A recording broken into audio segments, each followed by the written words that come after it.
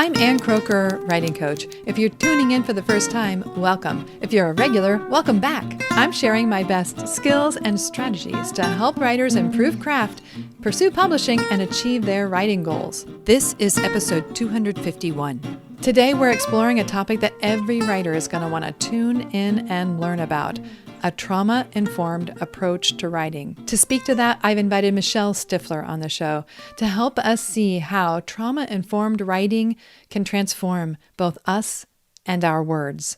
Let's get right to it. I am thrilled to have Michelle Stiffler on the show today. And Michelle Stiffler is a certified trauma specialist, trauma-informed trainer, and co-host of Arizona's Trauma-Informed Faith Community podcast. 8 years of nonprofit work shaped her trauma understanding, and during this time, she created the trauma-informed culture and processes for Arizona's first trauma-informed faith-based organization. Michelle is a married mother of 4, plus 2 sons-in-law, and a proud Mimi. She's on the board of the Redbud Writers Guild, and her work has been published with Fathom, Encourage, Guideposts, and others, as well as the Women's Devotional Bible in the Message. Michelle writes at onemoretruth.com. Michelle, welcome. Thank you. It's good to be here. Well, on this topic of trauma-informed writing, being a trauma-informed writer, should we be offering a trigger warning for anybody who's tuning in? I always like to offer a trigger warning simply because the word trauma itself, even if it's paired with the word informed, sometimes just the word trauma can do something inside our bodies where we kind of tighten. We start to think about what trauma might be. So I would just give that warning so that people can kind of come into this podcast episode comfortably. We're not going to dive into anything deep or heavy. We don't want to burden anybody today. But it just kind of gives you a sense, like, check in with yourself. If you're tight, if you're thinking about things that are uncomfortable, just be free. It's going to be a safe conversation. So.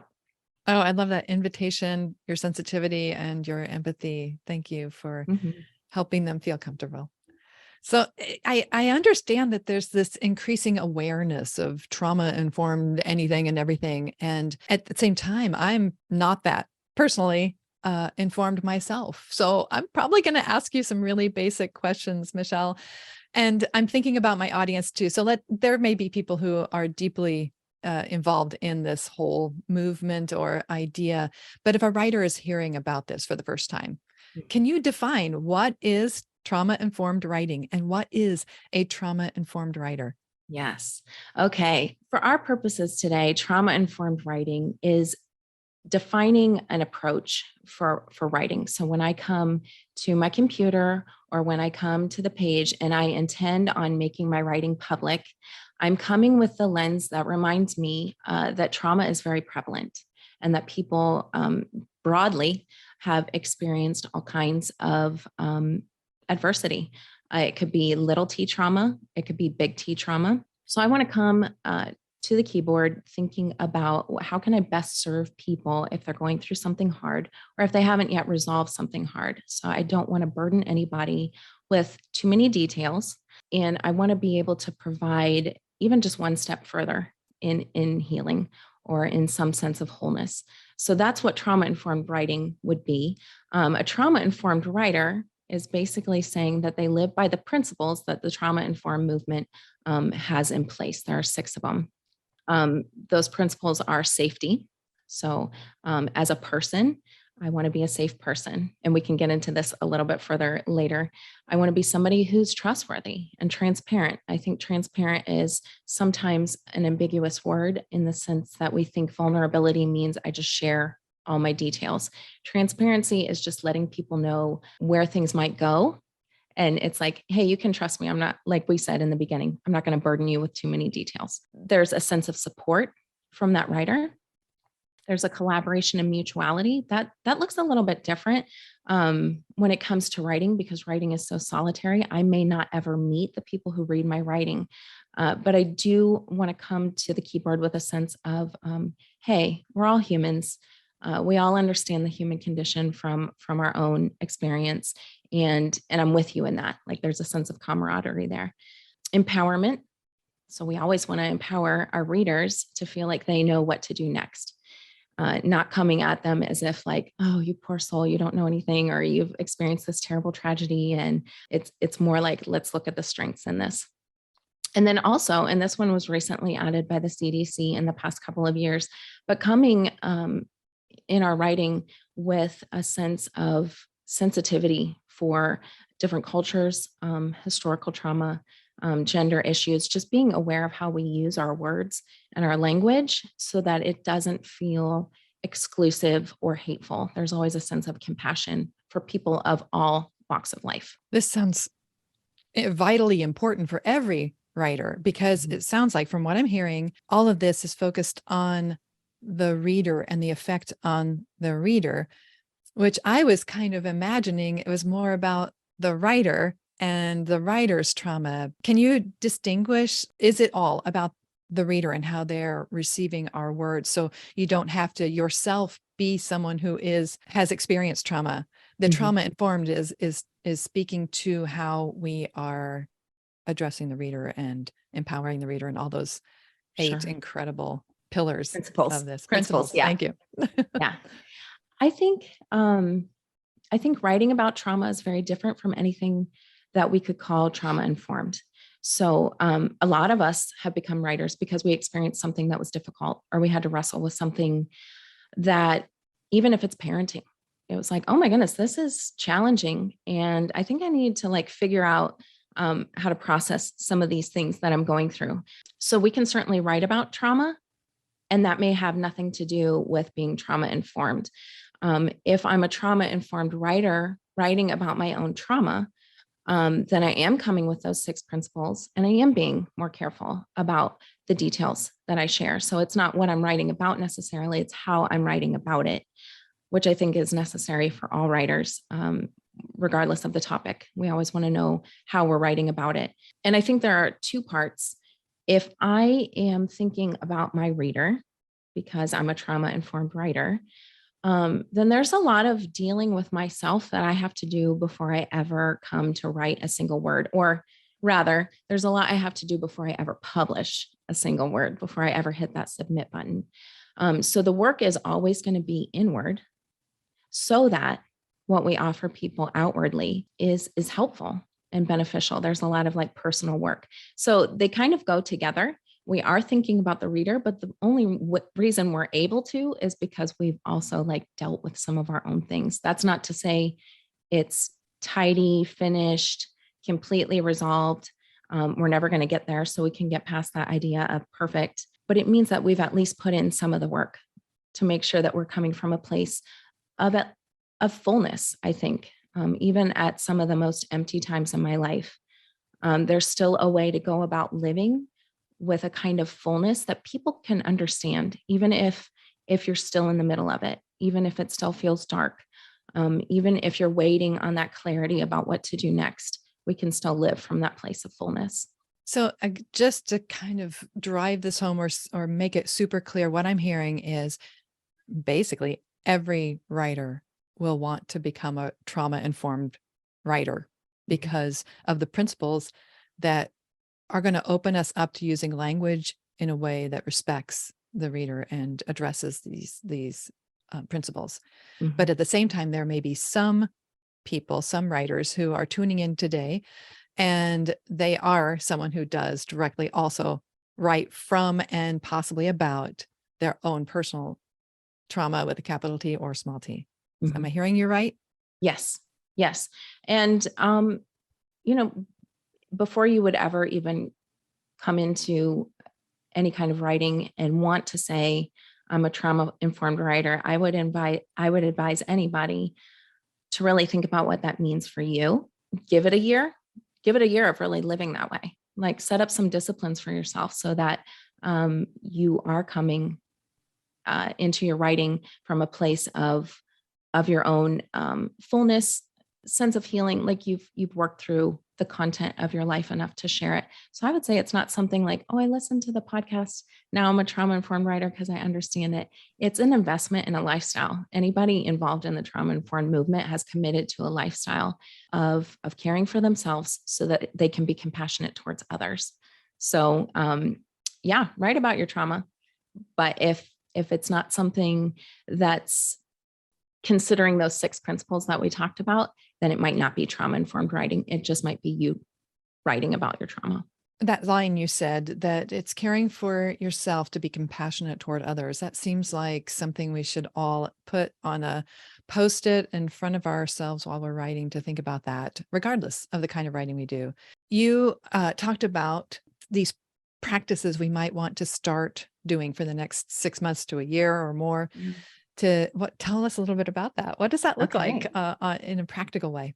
In a practical way, and I can give just my own experience and my own disciplines. I started probably 3 or 4 years ago. Just every morning, I go outside for prayer time. I'm a person of faith, of the Christian faith, and that's my time where I'm just praying. And sometimes it's a lot of quiet. Like I'm just like placing my heart close, and as things come up, maybe I pray one sentence, maybe I think about questions, but I become more and more aware of what I'm thinking about.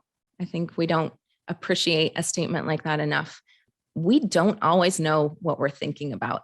And that can be problematic, because if we're not aware of it, how is anybody else going to understand how to interact with us if we can't be honest about what we're thinking about first?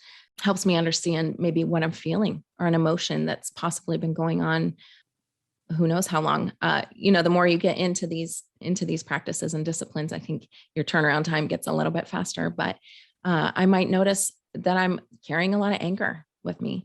I might notice that something has made me just incredibly sad, and that I'm working through something sad. And it helps me ask better questions of myself, so that during that prayer time, I can kind of start to unload things. And then later, I'm going to go to my journal. If something came up that's worthy of me like processing, I'm going to spend some time there, because that's where a lot of thoughts really start to form. I have relationships that I foster with people who can let me go deep, who let me feel safe, who want me to be the best Michelle, essentially.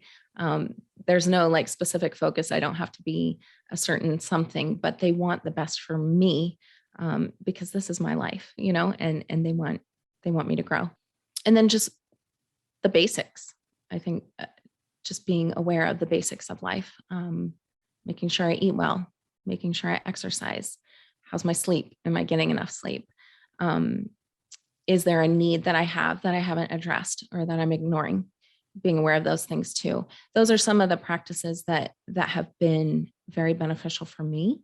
And I think on a very, I can't generalize for everybody, but I think those basic needs that we're so quick to kind of ignore are the ones that really, if you think about the people in your life that you're like, man, I love that person. I don't know what it is, but every time I'm with them, they're just like a presence of peace.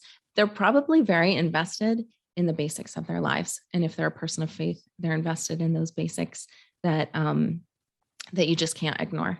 Yeah, these are unexpected writing practices for some people, perhaps, because maybe on a writing podcast or a writing show, they're expecting to hear about what pencils we use and what our little writing routine is. And your writing routine is so much more, I'll just say holistic, but it's pulling from all angles of your life to make sure you're addressing those deep things so you can arrive more fully and full to the page. So I think these would be fabulous tips for people who just want to be better humans, so that out of that can flow the ideas and words that they have. But I was really thrilled to see that you eventually moved from your quiet state to one with a keyboard or a pen for your journaling time, because I see so much from my clients that I work with and just my own life that writing and articulating, you were talking about being aware of what we're thinking, but then to articulate what we're thinking on the page is absolutely vital and almost magical. How it becomes, that is part of the awareness of what I'm thinking. And for me, sometimes it doesn't come in the quiet moment that you described for yourself. For me, sometimes it is during the act of writing that I discover what I'm thinking, and then I can take that to the world in my writing, or to the world in my interactions. Thanks for sharing your experience. Yeah. Did you want to say something about that? I was going to say, I think if you are a writer, you almost just have to spend that time journaling. There is that articulating, and it really is that magical process, for lack of a better way to put it, because as you're writing it, you look and you say, oh my goodness, well, there it is, and otherwise it was just buried. And no, it might not be during a quiet time. I might be vacuuming, and all of a sudden, like while I'm processing something in my mind, I have an idea or I have a better understanding of something. And yeah, then I'm going to go back to that journal and get it in writing so that it's something that I can use later, or kind of work with and see what else is there, pull it further, stretch it a little bit more. Because if it's going on with me and it feels like a discovery, it's probably true that it's going on with somebody else and it'll feel like a discovery for them as well. Right. So you have the private writing, personal writing practice some of that may never go to the public in any kind of written form. Could certainly go into a therapy or counseling session and be part of your healing process, or it could just be a private practice. But then, like what I'm hearing you say is that some of those insights, some of that, the epiphanies or whatever might emerge on the page as you realize what you're thinking and feeling, and you're coming to this better space, a better place in your life. It could inform, if you will, your writing then, by actually then the ideas and thoughts end up showing up in what we actually write. And like you said, click publish and it goes out into the world. Is that what I'm hearing? Yes, absolutely. It's a little both. We have the private practice, some of which may never see the light of day, but is making us the person we need to be, the writer we need to be, to then compassionately share our thoughts and words. I feel like that's something we don't talk about enough in writing circles, because, for example, I might be working with people to help them develop their craft or work on a book proposal. I mean, so much practical work that makes us better writers. But I think what you're saying is this is the core of what makes you a better writer. And we can talk about it being trauma informed as a way to think about that, because you're not only dealing with your own wholeness, but you're also finding ways to compassionately engage with others as a writer. Yes. I think one way that I used to put it, when I was in nonprofit work and I would teach or I would mentor some of the women that we served, I would say, we're here to kind of like help turn the light on for somebody who might be one step behind. Not that we're positioning ourselves as experts by any means. There's such a level of humility to trauma-informed anything. It's an ability to say, I don't really know everything, but I can be here with you. I can turn the light on for one more step. I can offer a presence of peace so that you have something to take away. But yeah, I think the humility part is huge. And that's a shift, because sometimes we think that we're learning something or we're doing something. And of course, it's a gift. Like, we do want to be generous to our readers. But there has to be just both that compassion and that humility, that you're able to say, I've figured out enough to talk about it in a way that hopefully will help you, but I'm not going to pretend that I know everything. And I'm not going to talk about experiences that perhaps aren't mine. I think that's a big piece of it too. This is veering from that sage on the stage type of writer that was always sort of lauded and expected maybe a decade or more ago. I think we are shifting to more the relatable kind of writer. But now I think this is even more than just sort of, blah, here's my life on the page, and saying, nope, let's slow down and give people something a little bit more. I love this idea of humility, something more humble in how we bring what we have to offer. But you also touched on something, which is this level of being a professional. And I feel like, given the topic, given that it's about trauma and capital T or lower T in somebody's life, or topically what we might be writing about or the audience we might be addressing.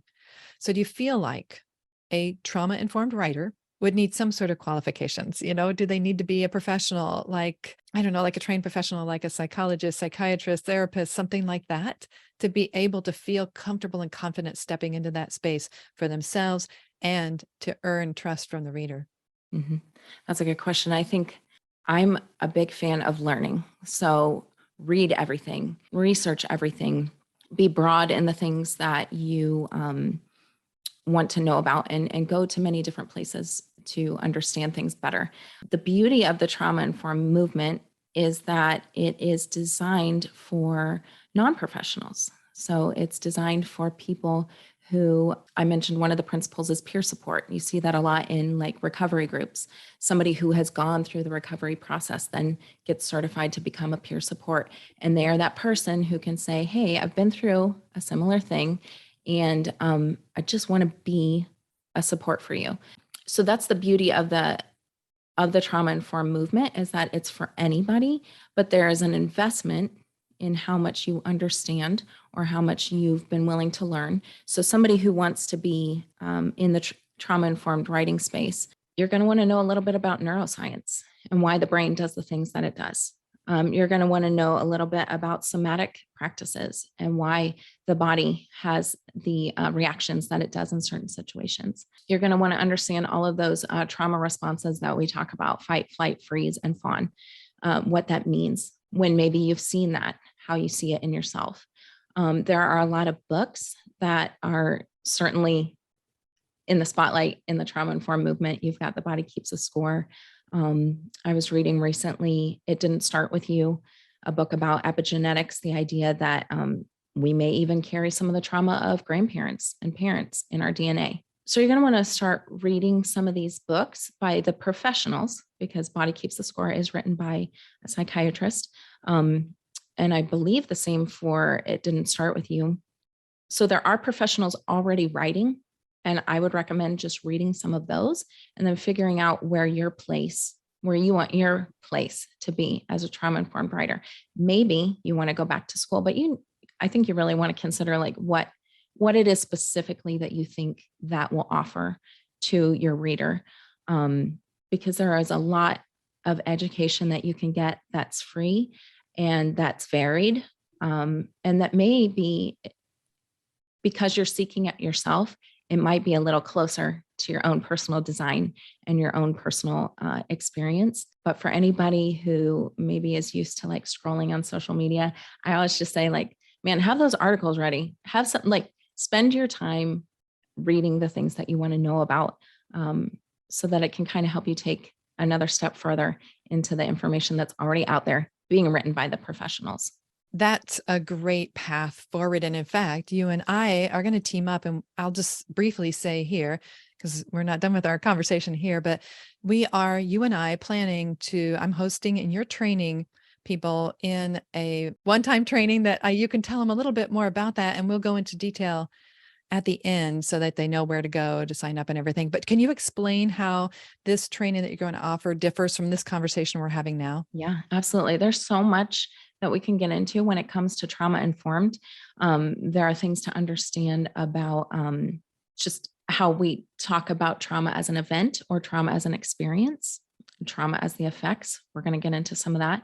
We'll take a deeper dive into the principles themselves and what that can look like as a writer. We'll talk a little bit about things that the movement is already doing and ways that you can get involved if that's a way that you want to write. And just, I guess, probably a lot of resources that would be available for anybody who wants to understand more about trauma informed anything. But it will go deeper, and it will take anybody who wants to listen. It's going to take us one step further. We're kind of talking about a lot of things today, and we're getting ourselves in a place where we have better awareness of what trauma informed is. We're going to go one step beyond that when it comes to the training. Yes.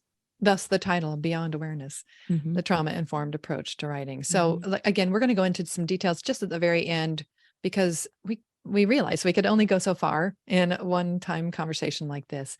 But I feel like you scratching the surface is just, all it's doing for me is just bringing up more questions. So I have a few more questions for you.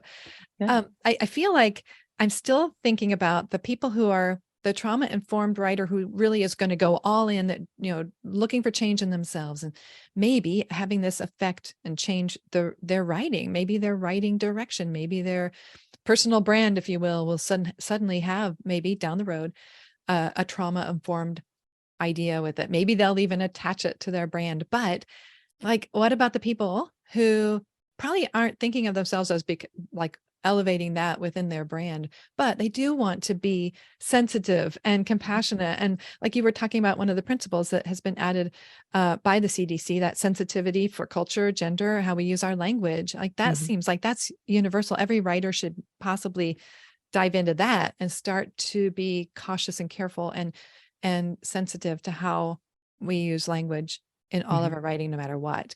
So how does being a trauma-informed writer in the kind of, maybe we should think, you talked about capital T trauma and lowercase t Yes. trauma. Maybe we need to almost think about capitalized trauma-informed writer and lowercase trauma-informed writer. I'm just making this up on the fly, thinking about the person who's not necessarily going to make that their identity as a writer Mhm. versus the person who just wants to be trauma informed and Mhm. sensitive and thoughtful. So now that was a long question, or a long prequel to, or pre something to the question, but how would you address all of that? I think when it comes to being trauma informed, and we need to be aware of the fact that we live in a culture where we have so much information bombarding us at all times. And so to be, like you said, Anne, big T, trauma informed, I want to be aware of the fact that there are a lot of people already in this movement doing a lot of really good work. So before we ever like try to get ourselves into a place where maybe we don't have enough experience in it to really like step in, like be aware of the people who are already making a difference in the movement. Read some of the books, like we said, have a better understanding of what it means to live a trauma informed lifestyle. So that's one area that we can be. The other area, as you said, the small T, trauma informed writer, we should want to be respectful with the way that we talk. In the past couple of years, especially, there's just been so much polarization and divisiveness between people who don't care about how they talk about other people. And it certainly isn't helping any of us as a society, as people. We're angry, we're reactive, we don't know why. We aren't invested in the work of figuring out why we say the things that we say or why we have the beliefs that we have. So I would invite anybody to at least take what you said, an idea of like, how could I be more hospitable with my language so that it isn't exclusive, so that it doesn't have like some remnants of hate or some kind of resentment that somebody's going, geez, Louise, like that was so angry. Like I read that and now I feel like I've acquired some kind of bitterness or some kind of cynicism. I think cynicism, especially, a trauma informed writer should be able to talk about something that maybe we don't all understand or that maybe bothers us, but without that cynicism that's like underneath so much of what we read sometimes. And then if you're going to talk about your own trauma, you really do want to think about how many details you share. Uh, and you need to think about like why you're talking about it, how much is necessary to help other people.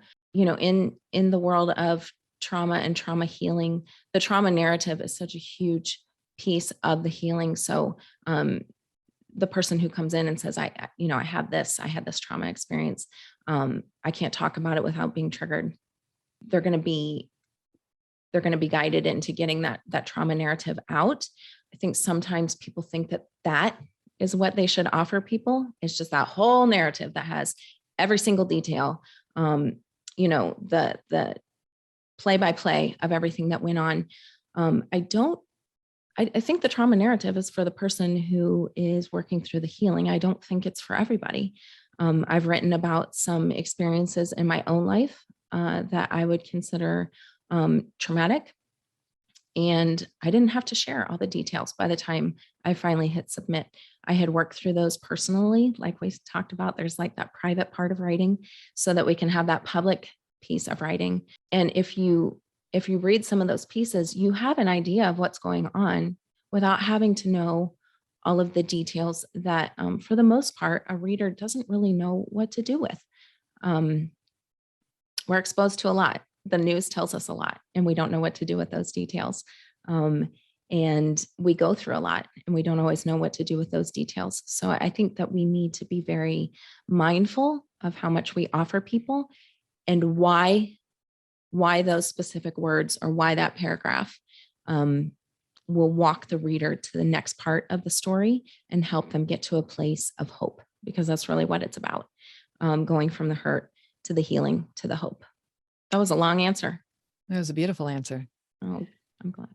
And it sounds like you're telling me, I mean, implied in all of this is that there are pieces being written in all different outlets, whether it's newspaper opinion op-eds or it's articles, maybe even reactionary things on social media. And that some of these things are causing trauma Mhm, or awakening trauma, and they're not coming with a trigger warning. Is that mhm. what you're saying here? Is that then we can be part of the healing, the hope? Yeah. They're not coming with a trigger warning, and they're not coming with any type of, hey, maybe this will work. Um, Mm. like it's just not solution minded. It's playing on other people's weakness. Oftentimes, it's playing on this idea that everybody's ignorant but me. Um, I don't know how that's helpful to anybody. Uh, there should be some kind of, if we really want to get people thinking about how to heal, how to get to a better place, we have to put people's eyes on that. That has to be the focus of, hey, this thing is going on over here, but let's stop looking at that. Like we're not being ignorant about it, but let's start looking at what we might be able to do, so that you can be okay, so that I can be okay, so that we can all, for lack of a better way to put it, but just like get along on some kind of common ground that we can create together. Um, Not that we won't have our differences, but how can we just accept that sometimes being a human being is hard because we have to experience things that are just too much. Um, and for some people, especially with childhood adversity, it was just too soon. And so, how do we kind of help people um, heal, get to a place where what they experienced can be something that becomes an overcoming story to help somebody else in a similar place? The world moves so fast. And as you pointed out earlier, we're getting so much information. And I think that can kind of compel a writer to feel like they need to act fast and get their words out fast. But one thing I'm sensing from the start of this conversation to this moment as well is just let's slow down everything. Let's slow down our personal process. Let's slow down the words that we choose Mhm. and be cautious, careful, caring in every word and precise in every word that we choose. And that requires this like put on the brakes for a minute. Can you tell me a little bit about that, what that might look like for every writer? Oh my goodness. Um, yeah. Thank you for even saying that it's valuable because I feel like so much of my writing experience, it just feels slow, and it's easy to get a sense of, oh my goodness, everybody else just, you often use the term and ship it. There are times to ship it. Sometimes you just get that burning in your belly and it's like, I just kind of need to share this because I have a little bit of insight when I'm sharing it, or it's maybe elevating somebody else when I share it. Uh, so that's a different kind of burning. I think for me, I'm always trying to differentiate, does this feel like a sense of urgency? Um, Maybe a spiritual sense of urgency, or does this feel like frenzy? Because I think there's a difference there between now I'm thinking about the quantity of how many things I write. Oh, now I'm thinking about the quality of what I write. Um, and with that, because we've already touched on it, not that we're trying to get it to be a piece of perfection, because that doesn't sound like a spiritual sense of urgency to me. That sounds like frenzy and anxiety to me to try to like strive for perfection. So I think it really is like I will check in with myself and I will say, does this feel like urgency? Like I want to put my focus on this and continue to work towards this with an amount of diligence and discipline until it's ready and done? Or does this feel like something that's kind of a frenzy and it's going to end up being just, well, it's out there. Well, it's important that I honor my voice. There's a lot of talk about, well, use your voice. I do agree with that. I do agree with sharing your story. I also think that there's nothing better than hearing somebody's voice and somebody's story when they have a certain level of an ability to offer a lesson, right? It's not just that I went through this thing. I know what I want to say about this thing. and I know what could help people if they're going through this same situation. So I think that's the difference for me, is just checking in with the urgency or the frenzy. You could call it like a hustle. So I'm just going to do the work. If I get distracted today, I'm going to come back to it tomorrow. Like, I believe that it's worthy. I'm not going to just let it die on the vine. I'm going to keep working with this piece or this idea until it's something that's beneficial to my reader. Yeah, that's what I think the difference is that That's a great urgency, filter. frenzy. I love it. I love urgency versus frenzy as just a really clear difference. I think we can almost kind of feel it as well as realize it, Sure. rationalize it or think about it. It's a filter. And I also appreciate it because there are times when maybe something is so prominent in the news, and maybe you have a platform where you live and you could get on the local news station and say, we need to talk about this. And Mhm. it's literally urgent. Like, if you don't address it that day, you miss an opportunity to help more people. So there may be times when urgency steps up, and maybe because of your years of healing and wholeness and fullness that you've arrived at, and you can carry that with you. And then that keeps it from being frenzied in the urgent moment and Yes. makes it rich for whoever it is receiving it, whether it's a viewer or a listener or a reader. Yes. And I think for me too, it kind of gives us this like, okay, I can take a deep breath, because if we really think about it, nothing that we write is wasted, whether we're the only ones who read it or whether, 3,000 people read it. The work that we do is just never wasted. So if we're working on understanding something better or understanding other people better, it will be useful at the right time. So whatever we're doing now is preparing us for whatever we might be doing later. So it might feel like, oh, I got to jump on this right away. Just stay in it, keep working on it, keep finessing it, so that the idea that you have is something that when it's time, you'll know that you're ready to offer it to other people. I love all of that so much. I imagine everybody's just hanging on your every word. Oh, thank you. Now, if we have these trauma-informed writers sort of emerging, but they're not, they're in process, but they have something they want to say, but maybe they listen to what you had to say and they're like, okay, my year isn't up yet. And I'm Mhm. not at that point of Sure. total healing and fullness, although, maybe that's arguable too, that we come to a place of total healing. But so I was thinking about your pillars, and one of them was collaboration. And Mhm. that's more about trauma-informed, maybe it's trauma-informed everything.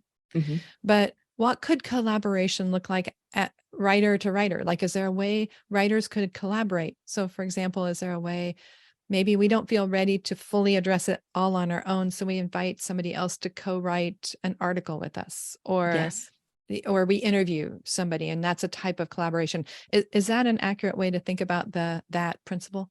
As a writer, yes, Yes. collaboration seems so much easier, like in the nonprofit world, because you're like, oh, well, we just work with another organization.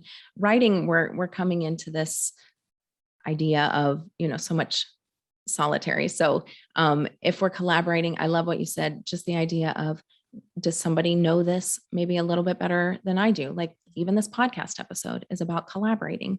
You're interested, I know a little bit more about it.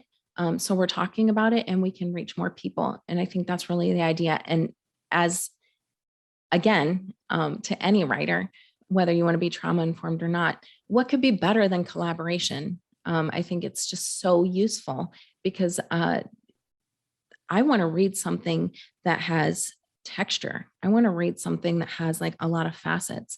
I want to kind of feel like I'm getting several points of view. And the only way you can really do that is to work with other people. So I could get maybe, I could open my lens a little bit reading different books, but it's still going to come from my mouth. It's still going to come from my background. Um, and it's still going to be just Michelle. But if we can open it up so that other people can contribute, I think it always has just a beautiful richness to the readers, because it's people working together. It also gives you that immediate feedback. If you're working with somebody else, you can kind of recognize their body language, which is so essential with having a trauma informed approach. If I'm talking about something and I'm looking across from me, and the person across from me or is, tensing up or their eyes are wide, you're thinking this might be too much. And I can ask, and there can be that back and forth. Even if it's not face to face and somebody submits a piece of writing and you're going to share it on your blog, you have the ability to kind of suggest some edits and be able to say, this seems like this produced this kind of response in me. I'm nervous about how that's going to produce a response in somebody else. Could we possibly find some better wording so that maybe it's more inclusive? And I would suggest even don't just collaborate with people who look like you, think like you, talk like you.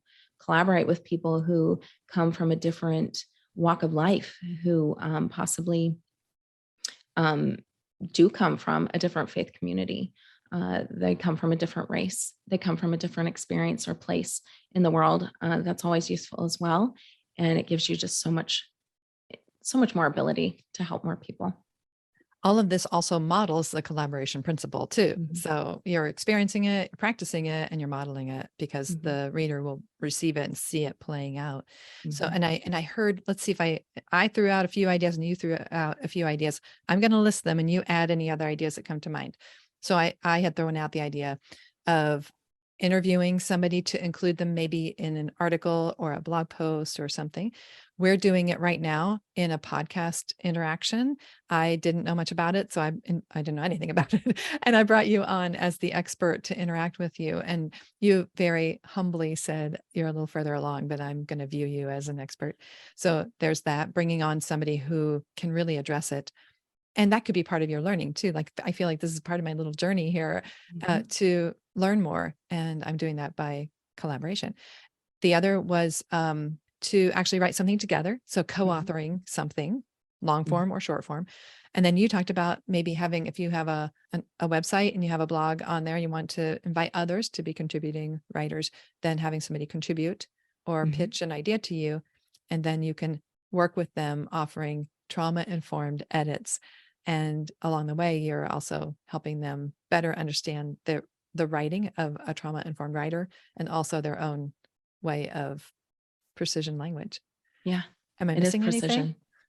I think you have the option too of teaching with other people, if that's available, training with other people. There's such a difference between the written word and the spoken word and how we can communicate our ideas differently because it just doesn't take as much maybe refining. I'm less likely to overthink what I'm saying with my mouth, which also makes all of those spiritual practices and just those disciplines as a trauma-informed writer so essential, because I don't want to be running my mouth and then just say something because I was like, well, I don't have to think about it as much because I don't have to read it back to myself. So I would say teaching and training and just putting yourself in circles where maybe it doesn't seem like you're necessarily contributing, but you're in circles that are just different from your own so that you can learn about different people groups. Because of my background, I'm always going to say, like, if you have an opportunity, if you have the time to volunteer somewhere and you can get to know people who maybe are in a different walk of life, maybe a different stage of life, do it. Just how much you can learn from talking to people because you're in the same place. It's been profoundly beneficial in my life to have been in places where my life was never going to take me unless I made that very intentional choice. And just so much that you can learn from other people because they've experienced so many different things from you. It's a different way of thinking about being trauma informed by a different kinds of trauma that you might not have experienced yourself. Do you feel like every human and therefore every writer has experienced trauma? The key to trauma, when we define it, is it's not so much what happened to you, it's what happened inside of you. So that's the true definition. If somebody experienced something that altered the way they viewed themselves, the way they viewed relationship and whether or not people were trustworthy, if it viewed their sense of what's true in the world, if they were a person of faith and it altered their view of who God might be, that's a traumatic experience. Because what happens is it's happening inside, and whether it's something we ever articulate or not, it just kind of continues to fester. So like I know you hear a lot of people talking about like calling out the lies and speaking the truth or understanding the truth. There is something to that, knowing what things happen in your own experience in life that maybe, because let's be honest, trauma is one of those words that it almost feels like I'm not really allowed to call it trauma because it wasn't really that big of a deal. Or I can't tell you how many times in nonprofit work we would get a woman who came in who was experiencing abuse, and she would downplay. Well, it's not that big of a deal. I know women who've experienced more. Or yes, we would serve somebody maybe who was in a place of poverty, and it's like, well, it's not a big deal. Most of my needs are met. So we're always downplaying the things that happen to us, and we kind of it's a discredit, because then it allows whatever's happening in our heart, in our mind, to just continue, and there's no like reins on it. So whatever I'm beginning to believe about the world, about myself, about other people, is just kind of taking shape without my observation. And then it makes me kind of go out into the world and participate and engage in a way that probably isn't going to serve me very well for very long. It does for a time, but not for long. And so we have to kind of have those check-ins. So I would say it's fair that everybody's had some kind of adversity.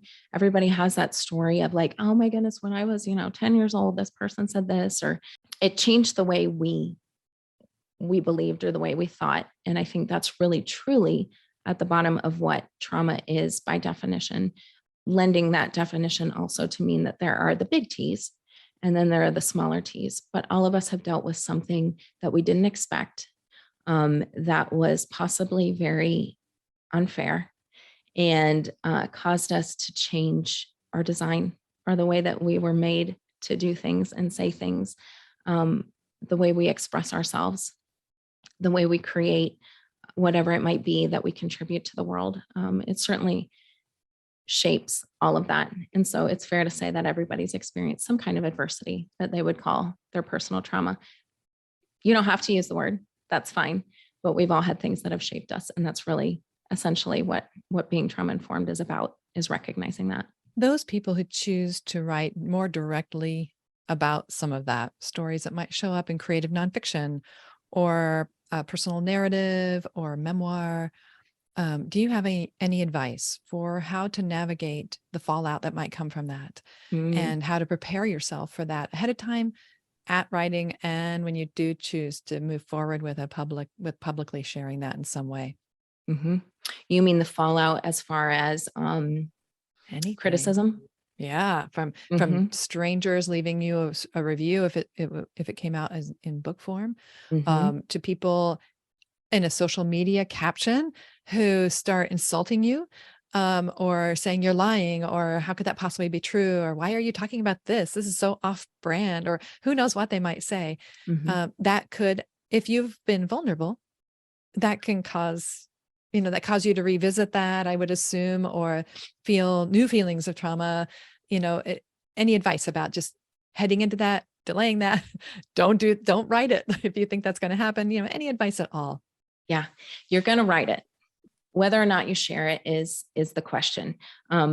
If you're in the middle of something, or if you're in the middle of working on something that's maybe even old, but for whatever reason, it's coming up in your life and it's like, man, now's the time. Like, I just have to deal with this. I can see how it's affecting every aspect of my life. So you're going to write about it because it's just that important. And then you're just going to keep working on it. Like we said, keep going back to it, figuring out how much do I actually have to say to help other people. But I would say if the idea of somebody having any kind of criticism about what you said terrifies you, you might not be ready, because it's super, super re-traumatizing, which nobody needs. I think you need to know what exactly you're contributing, as far as like, if somebody said that they didn't like this piece, or why in the world are you talking about this?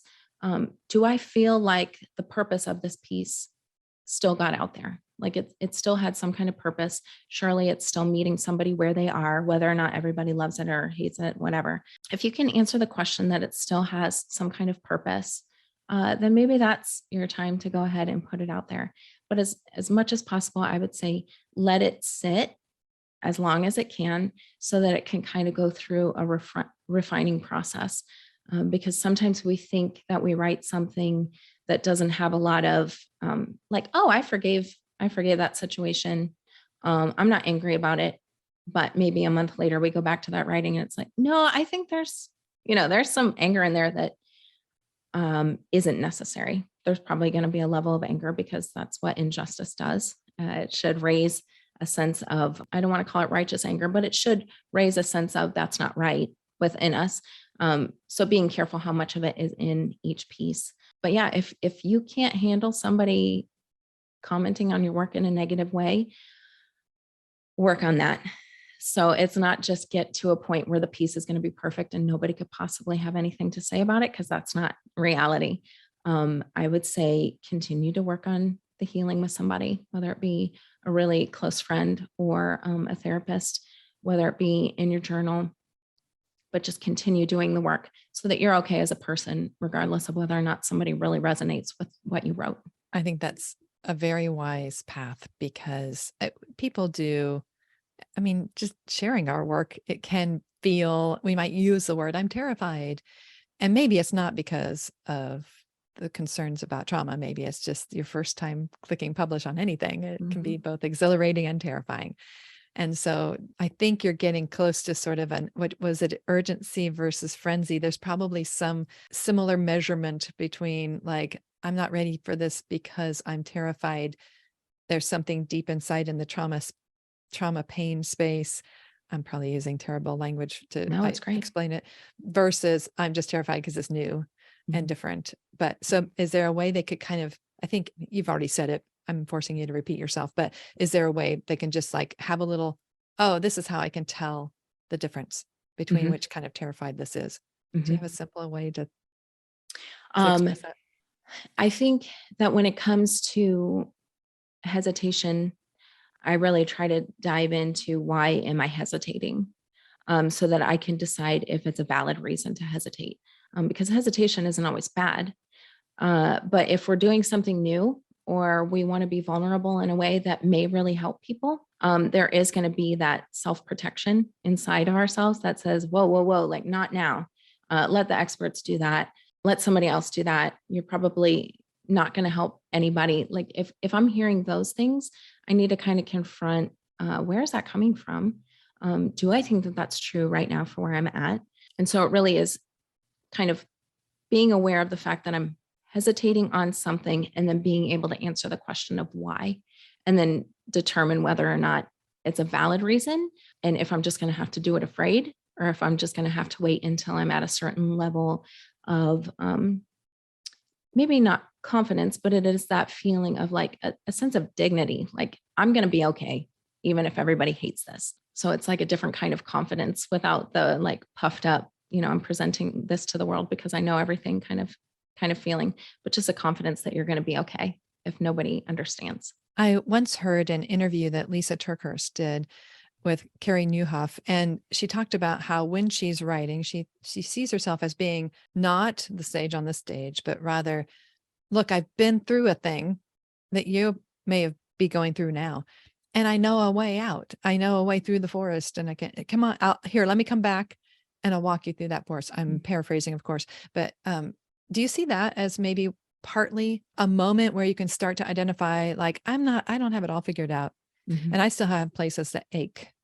and I'm not maybe ever going to be fully healed from my small t or capital T trauma, but I am far enough along that so I'm not in it with you right now. I'm not going to be sloshing around in the mud puddle with you, but I am a little bit further along, and I can come back through the path that I found through the weeds or the forest, and I can walk with you through that. Do you feel like that's an image that we can borrow from Lisa to think about?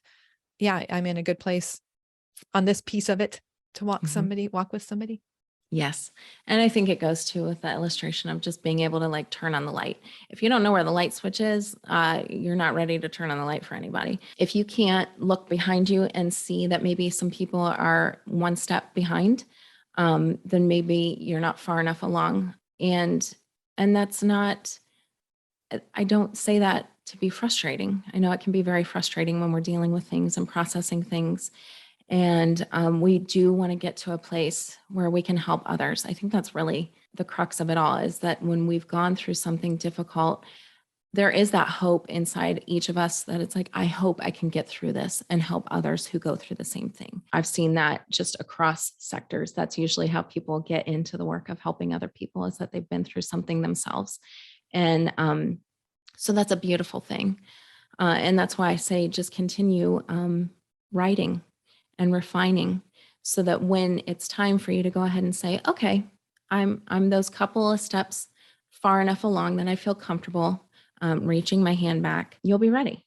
And your work will be ready for other people. And it will feel like a gift to them, instead of another piece of like, now I feel more confused, or, okay, great, somebody's in the same boat as me, but they still can't tell me what to do right now.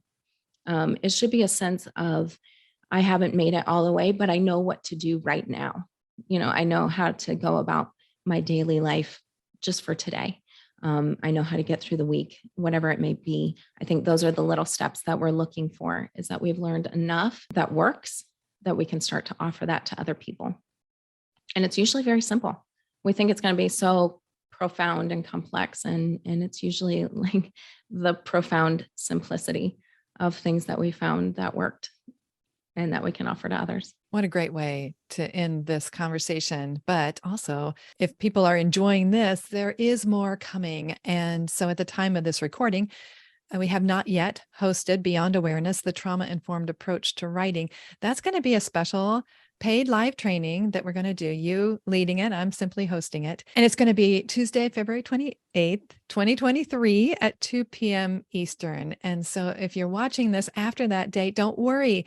If all goes well, we're going to record it. There will be a replay and you can watch it anytime. You can just enroll, and we'll make that link anncroker.com/trauma-informed, since that's the topic we're talking about. So it's called Beyond Awareness, but it's going to be at anncroker.com/trauma-informed. You can learn all about the training there. Do you want to give them a little preview? You touched on it earlier. Anything that can help them understand or grasp, why should they go deeper? Why should they sign up for this training? I think we're not going to be able to escape the fact that now that so much of our culture has become aware of trauma, we're going to find just the words trauma informed everywhere, because people, after some of the things that we've all experienced together, I think that was as confusing as the pandemic was for all of us.